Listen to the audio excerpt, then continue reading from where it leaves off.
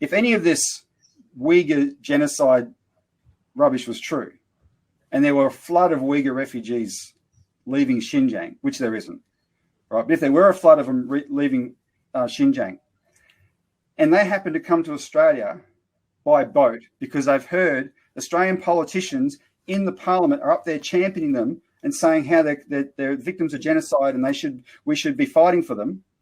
If they got to Australia, if their boats made it all the way here, those same politicians championing them in the parliament would round them up and lock them up on islands in concentration camps called Nauru and Manus Island indefinitely. They would never be allowed to leave because our policy is anyone who comes to Australia by boat is indefinitely detained and they lose all their rights thereafter.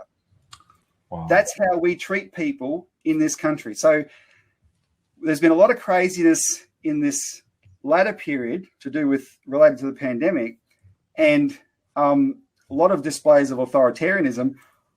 I'm shocked, to be honest, that a lot of the general public are so shocked because all the signs have been there. They've been building. We have become very much a police state in this country, and we have nothing to accuse the Chinese of. People in glass houses should not throw stones.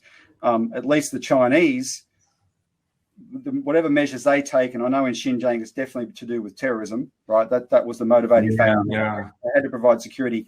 They are uplifting their population economically, genuinely so. Our government does what it does, like the United States government, etc., because it is looking for control, more and more control, as the economy crumbles. And they're fearing, at a certain point, the population will break and there will be a mass uprising and you'll have grave insecurity. They're not doing anything to actually change the economy so they can improve people's lives. Yeah. Right? Instead, they're resorting to these police state measures. That's true.